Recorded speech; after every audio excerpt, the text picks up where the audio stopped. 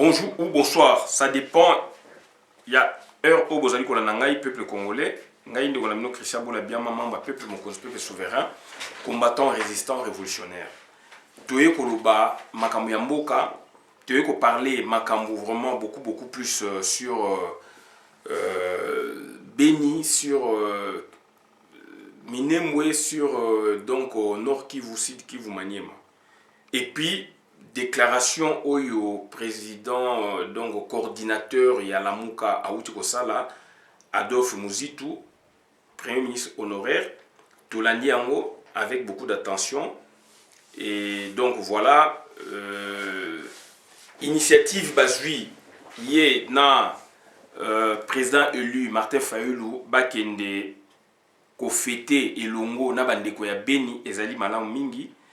Ezali malamu mingi donc et puis déjà avant arriver na bango coordinateur ya Lamuka a lancé message moko fort, message wana ezali oyo peuple congolais azali kozela, message wana esengeli oyo ba Rwandais bayoka yango, message wana ezali message oyo peuple azelaka yango bandakala, message wana ezali ba message oyo ba révolutionnaire nde basalaka yango. Et donc je pense à Adolphe Muzitu abandi kokota na phase ya révolution, puisque ba Rwandais baye na mboka na biso autant d'années et donc on a notre shukuma bangote. J'ai employé ce terme il y a longtemps. Donc il faut to shukuma bango, il faut to bunana bango. Il faut to laksa bango que biso tozali Congo, tozali eloko makasi ne tozali pays munene. Et puis tozali na armée ya koleka bango. Tozali pe na armée ya koleka bango puis c'est ba soda na bango ba formation pas na biso. Ba soda Afrique centrale mingi ba formation et pas na biso. Na Kota Koli. Et puis donc sur formation sili bazali ko bengisa ba pays ba président na bango ba chef à gouvernement et na cérémonie boxe militaire ezali ko benga au milling après na fin ba opesa ba diplôme ya ba breveté donc ya Kota Koli. Donc Congo ezali mboka ya munene pour la bandeko oyo ba yebi information te, bandeko oyo bazali ko la information na tanga kalate, bandeko oyo bana bakoko lelo ba ye bazala ba 29 ans, ba yebi ba information makammingi le karaté. Donc au Congo na biso donc ce fut un grand pays. Donc un grand centre de formation militaire. Donc il y a monde, un des grands centres de formation militaire dans le monde et Fatebel. Donc pour nous blender dans Bazangungu, ezalaki donc aussi centre de formation munene, Baki, base de Kitona, ezali centre de formation munene, Kota Koli, Kamina, etc. Et on recevait des étrangers des pays tiers et amis bazali koya pour la formation dans cas de coopération s'il vous plaît. Donc bandeko ça veut tout dire. Donc ça dit lelo autant tout le monde a Rwanda a humilié biso à genoux, ça fait 22 ans, ça fait mal. Ça fait mal. Ça fait mal parce que donc Mobutu a sécurisé qui donc ba pays à Grand Lac. A sécurisé surtout ba pays à CPGL. CPGL les a dit donc communauté des États de l'Afrique donc CPGL, communauté des pays de Grand Lac. De 76 jusque Bengani Mobutu. Donc Mobutu a 5 bango et économie où ils allaient faire fonctionner CPG, ils allaient mis économie à 90%. Et donc bandeko wana Afrique ba koka économie la biso boité ba koka ko envahir bisoté puisque biso ba soda biso ba format bango to sécuriser ba coin wana. Et les loyo ça fait 22 ans ba inversa makambo puisque bazana ba ambition ya ko détruire Congo. Rwanda ezali donc superficie nango ezali donc dans les 20 pas plus de 36 000 km². Alors ba territoire mosusu ya Congo ezali ba 40 000 km². Ba 38 000 km². Rwanda sont des petits pays. Sont des petits pays. On accepte aujourd'hui que donc ba dominer biso na ba domaine nyonso. Donc il faut qu'il y ait un sursaut d'orgueil. Sans cela, donc, tout la bino déclaration, il y a coordinateur, il y a Lamuka, c'est qu'il a dit. situation sécuritaire précaire à l'Est où les forces négatives dictent leur loi à la population avec plusieurs massacres. Pour mettre fin à l'insécurité à l'Est, il faut faire la guerre au Rwanda.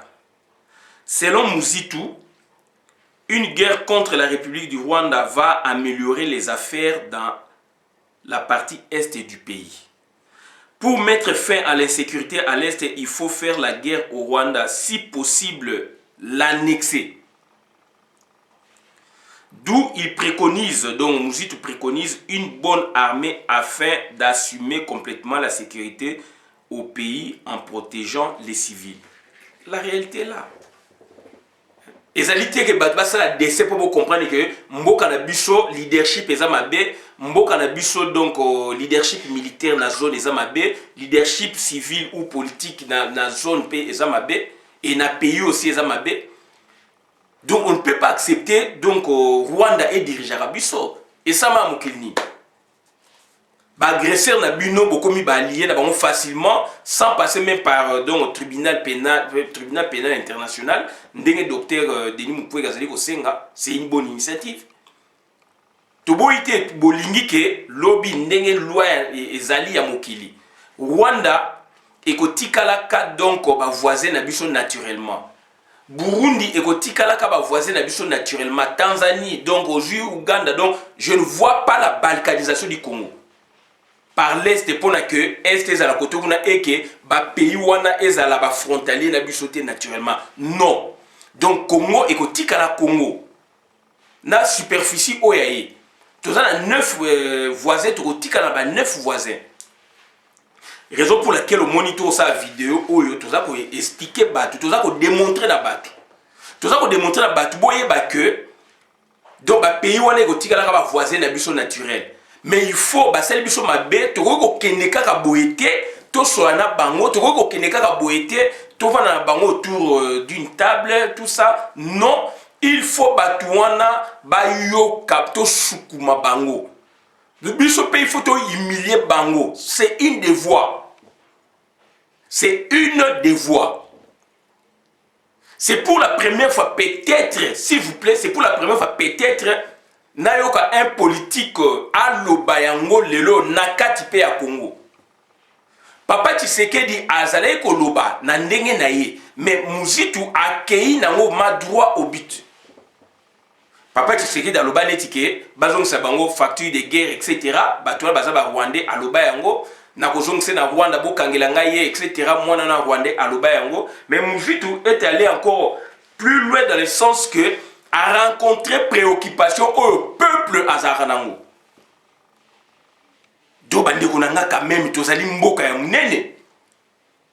Quand même ata armée les allait infiltrer mais infiltrer on a mais base c'est nous. Base ya armée les abisso. So bazali 100 000 hommes. Ba sodande ba sala ba brassage ba ko excéder donc ou ko excéder donc la moitié était quand même. Donc, je vois Adolphe Muzitu à lobby en tant que coordinateur, il y a la Mouka. Mais je ne suis pas là pour vanter la Mouka, ça c'est pas ma préoccupation.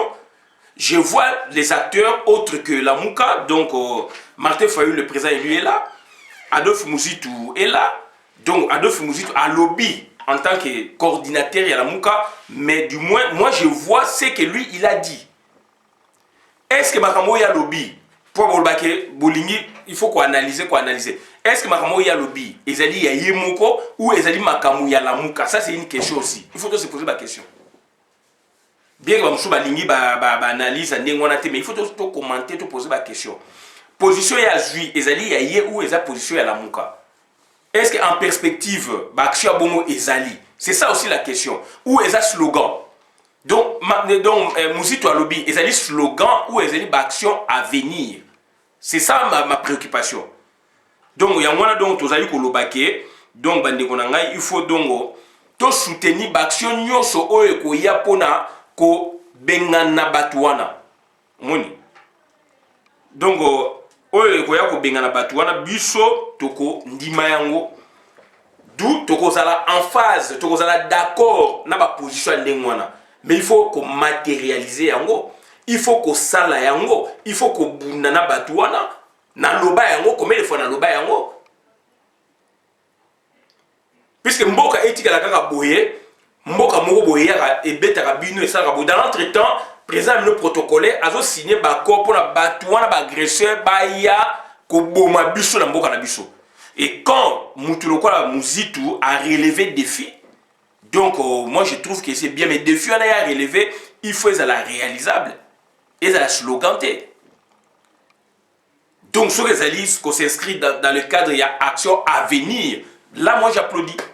Là moi j'applaudis. Boyebi bato belé comme ba bengi biso na likamu o déclaration o Mouzitu asali puisque bato ba zelarande lokwana. Aucun politicien n'en parle. Donc, c'est-à-dire, papa, tu sais, mais Mouzitu a créé un droit au but. Batouani faut bundana bango. Batouani faut annexer. S'il faut annexer le petit Rwanda, on doit le faire. S'il faut annexer le petit Rwanda, on doit le faire. Et on doit le faire qu'avec une armée donc républicaine, donc remplie par des patriotes, des Congolais militaires, des policiers militaires, donc des policiers congolais. Et avec cet amour, avec cet élan, avec cet esprit de Tokoyeba ko reconquérir, Tokoyeba pe ko punir Rwanda, s'il faut le punir. Donc, il faut que il faut que Chine, Japon a envahi la Chine. Il y avait problème dans le cadre général Moro Boyepina, Mao Tse-tung.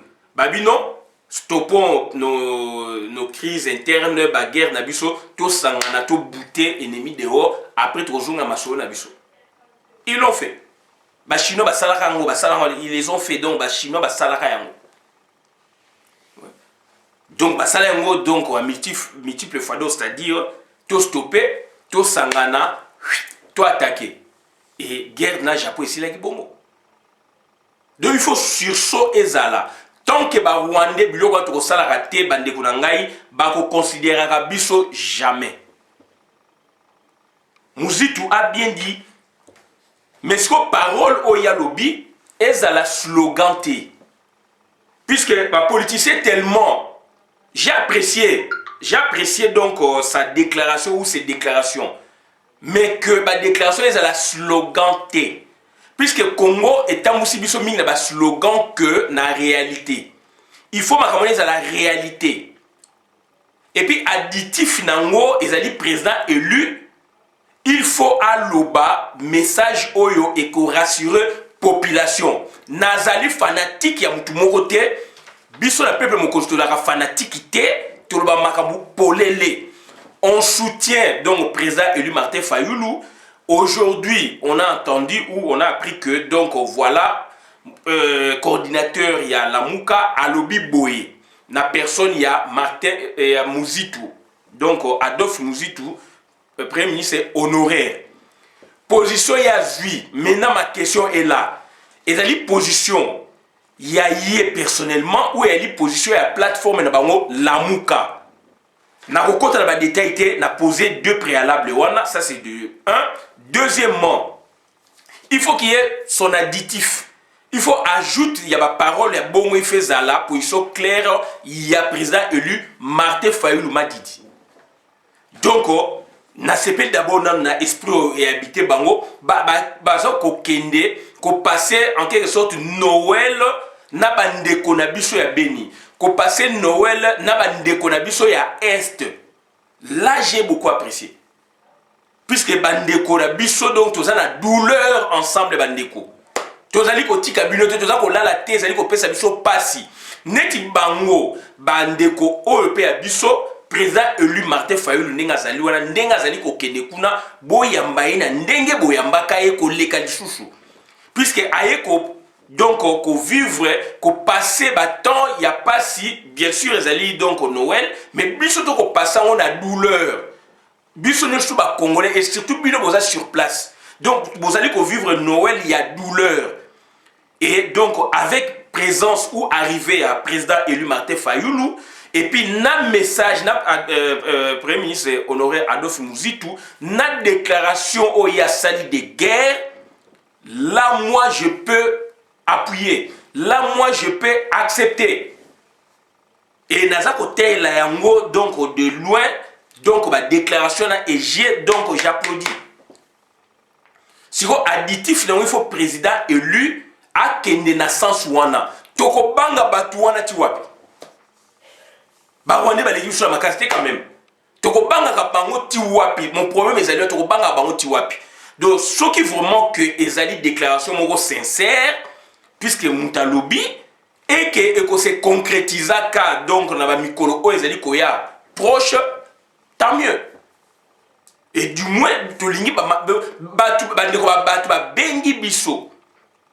Ngakutu lokuta mabe na yeba ete vie Kelly azalaka awa peme na ngai na Sergi abenga abi Christian oyoki makambo Adolphe Mouzitu premier ministre président ya coordinateur ya la Muka lobby ngabité ngabi oui na monaki yango mais ya i sujet mais na côté na kati c'est le vieux qui m'a fait le résumé après nga mosko na yoko kota na kati bien bien.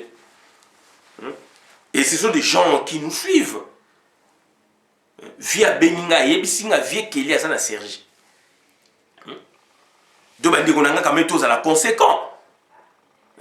Donc, il faut tous à quand même dans moi espoir mon quelque part. À venir, il y a des Congolais comme boucher. À cause il y a des Touana donc Rwandais wana ba yoko sakana mboka na bisobo. Mbonge bunga koto mabe, bunga koto mabe, boy mabe, mai ba boy ko pesa tu mai. Kelash ba bomi, boy okuna aventurier na bango aye, mona musana bango aye pour ba gratuité scolaire dans l'entretemps. Donc, bah, c'est pas bon, l'école, il faut une gratuité scolaire, il faut que bon ça nous infrastructure il faut que bon ça nous la situation oyo ezali pour la que école est la gratuite. Gratuité to ba que est global. Aventurier na yé donc moi ya Tshisekedi pour la ko ba bla bla bla bla bla bla alors que ba Rwandais ba baby ça ma solo là c'est une condé qui est petit rapport plus de autant de professeurs de maîtres sont professeurs ba futa ka bango de un pays mais il y a à parler de gratuité l'école ming ezali wana dongo ba on pesa sous ba courte mais il a parlé de la gratuité scolaire donc à jouer ba slogan ne papa na yazala qui slogan na ça nous Tshisekedi a travaillé sur des slogans yé pas na style na bango na il dépêche ba slogan aki ko ça ba déclaration sur l'état de la nation, rien que des slogans, c'est comme si il y a une campagne électorale, alors qu'il y a le pouvoir, ça fait 11 ans. Pouvoir où il y a Ibakiwana. Donc, naï message oyo, na kotanga mosusu pour la dernière compréhension, le premier ministre honoré Adolphe Mouzitu Alobi, actuellement président, il y a donc coordinateur, il y a la Muka Lobby, ngai na ko sepela nango mais nazo zongo na distance. Na sepeli na déclaration il faut la déclaration bonge zala nazo tala ngosko na musika parce que tu es ba politicien na biso ne bazalaka et du moins courageux ya vu la sepeli na ngopisa ali quand même mutali boso a tenu discours ya boye depuis mboka na biso ezali envahi depuis le Mobutu Akei ça fait 22 ans au juste seul mutu o azi courage wana ya kolobango na face du monde le loyo donc ça Adolphe Mouzitu. Là, vraiment, la PCF Malosako, donc, mengai, en tant que politicien non institutionnel, naza côté lango na musika, mais j'applaudis. Donc, il faut tout pousser par mon extrême. Il faut tout pousser yé na Mouzitu, na président Mouzitu, président, donc, président Martin Fayoulou, président élu, na extrême. Donc, il faut pas kendeti na souka. Il faut pas ressources politiques, ressources morales politiques. Pour convaincre, pour donc, c'est-à-dire, pour qu'on me m'abuse sur la guerre, s'il en faut. Il y a un avis que je prends ça, donc, je tiens ça en respect, déclaration, mais nazo tala on a divan, na musika nazo beta maboko, et nazo ba, allez-y, poussez encore. Puisque, donc, tokenegi une aventure. Il y a un nazo ko ba, choqué zali slogan, toko vivre en choqué zali réalité, toko vivre en donc bandeko na ngai o to yaka ko mais to ko rappeler bino si makambu oyo donc président donc coordinateur ya la Muka Lobby Situation de sécurité précaire à l'Est où les forces négatives dictent leurs lois à la population avec plusieurs massacres. Force négative, là maintenant je suis du côté de Muzitu. Donc, oh, na monique tozana bango esprit moko. Donc, force négative pour Nangaï, ce n'est pas la compréhension. Il y a Félix Antoine Chilomo. Pour la compréhension, il y a Félix Antoine Chilomo, tout y power. Force négative, c'est ça, William Yakotumba. Force négative, c'est ça, habitat à Beni. Force négative, c'est ça, habitat à Minembo, à Boutembo. Force négative, c'est ça, Bissou, à Congolais. Mais dans l'entendement, il y a Muzitu, à moins que je ne me trompe, mais dans la compréhension, entendement, Muzitu, oyo ngana monique rapprochement za makasi de force négative donc ezali ba rwandais ezali ba tuti ezali ba hutu ezali ba force oyo Félix abengisi bango baya ba boma biso. Là déjà donc je peux être d'accord na Muzitu na sens wana. Pour mettre fin à l'insécurité à l'est, il faut faire la guerre au Rwanda. Il est clair, il est explicite. Il faut faire la guerre au Rwanda. Donc il dit bien. Donc, on a besoin de la compréhension. C'est là où j'épouse un peu ses idées, ou leurs idées. Donc, c'est ça. Selon Muzitu, une guerre contre la République du Rwanda va améliorer les affaires dans la partie est du pays. Il a raison. Donc, ça dit pour améliorer donc climat à faire, donc tranquillité publique, etc. Donc, même lobby, donc touristes baya, investisseurs baya, il faut aussi ça. Guerre ezali kuna to aussi sango nini les biso ba congolais na armée ya Congo contre ba occupants na ba Rwandais ba Burundais Ougandais na ba force Félix à Kotsi bango.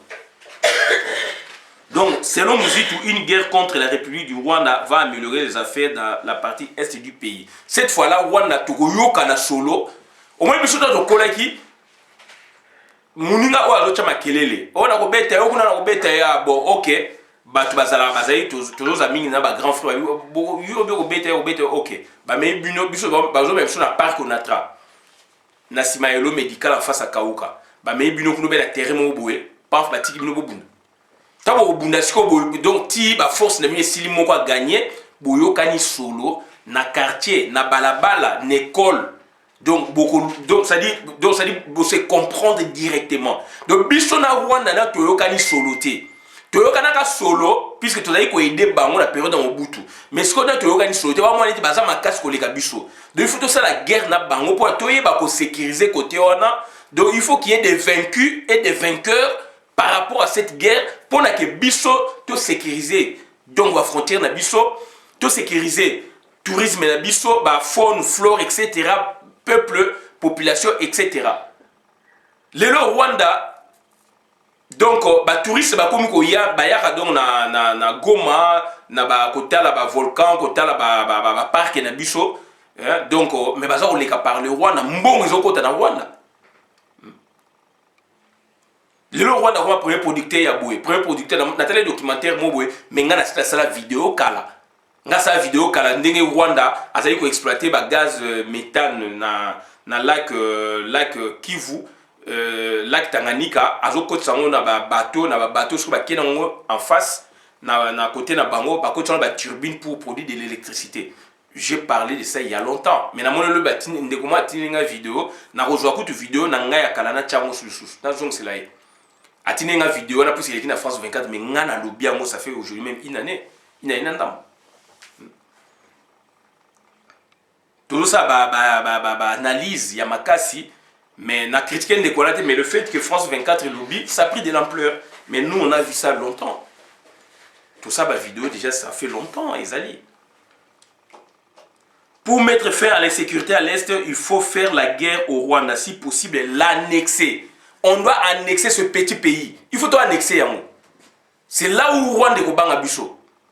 Ce que Ezali slogan, et Koyebana. Ce que c'est action à venir et koyebana. Raison pour laquelle je ne suis pas dubitatif donc c'est-à-dire mais n'a pas contesté mais donc na sepeli ba message à bongo bali ko bima na ba patriote na ndroit ya Adolphe Muzitu donc mais n'a pas tala yango na musika puisque donc bango président Martin Fayulu aza la popularité, aza la makoki nyonso esengeli, c'est lui qui avait gagné les élections. Donc il faut amener ma peuple na action ndengwana. Le fait que bazana muzitu ya on habite ce que ezali action ya namuka, bravo, ce que ezali action individuelle yaye, bravo. Mais mikolo mizali koya ekolakisa biso par rapport ya déclaration bango balobi o ya lobby précisément et additif nango il faut nini président Martin Fayulu aloba net bakoza lobby donc bakei ko soulager bandeko na biso donc ezali acte moko ya kitoko ya bolingo makasi et du moins donc esengeli baction ya bongo esalama. D'où il préconise une bonne armée afin d'assumer complètement la sécurité au pays en protégeant les civils. Voilà bandeko nanga makambo oyo ya koloba yangwana. Donc j'ai apprécié makambo oyo coordinateur ya Lamuka na endroit ya Adolphe Muzitu alobi na salaka vidéo na baki Adolphe Muzitu akosala nini puisque tomoni Moïse Katumbi fiasco na passage na ye. Tomoni Bemba na passage na ye fiasco. Et loko nino Adolphe Muzitu akoyela biso. J'avais posé déjà question. Namoni a se démarquer moi mouké. Ake na makambu ya boye ya Monusco lelo pona kende kuna ba lobby. Donc président élu Martin Fayulu azali appelé à un programme où yazanango, on va apprécier. Donc nous on va apprécier donc on le soutient totalement mais négociation du gouvernement de transition boye et qu'il y ait à diriger, non, moi je ne suis pas d'accord.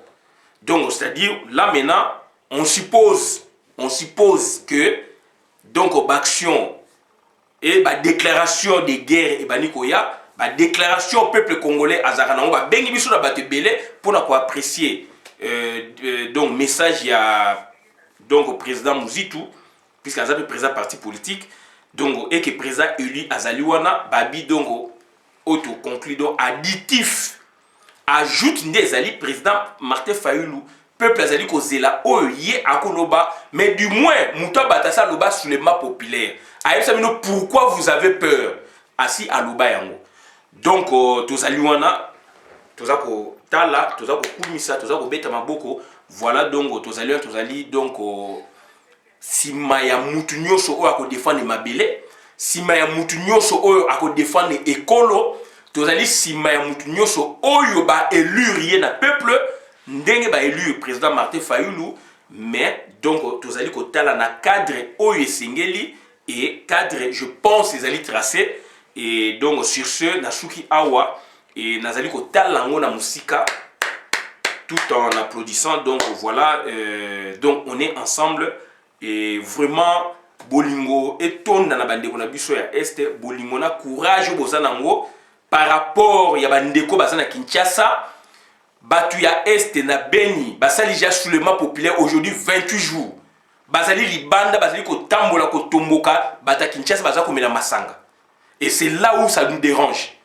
Bandeko ya Kinshasa place ba masolo ezali, soki batu ya Beni, Butembo, Bunia, donc Minembwe bazalaki na Kinshasa nde masole sili lelo ba bomi ya Rubewa oyo donc akomaki oyo akoma donc akomaki chef coutumier bandeko na biso ba mai ba bomiye ce qu'il fallait faire basali yango donc ezali acte ya bravoure et donc bandeko na ngai esprit na soki l'attaque ba kinois ba ndeko bazana Kinshasa ndemboka na biso ekangolami mais bandeko bazana Kinshasa problème na bango nini bango balingi nde misolo oyo eza kouta na diaspora pour la topesa bango donc bandeko nanga ezali pasi mingi ezali mawa mingi yango wana donc tozali kosenga na bato nyonso tout donc ingeta victoire ezali côté na biso ekotikala na biso donc tozali bana ya somi bana ya Congo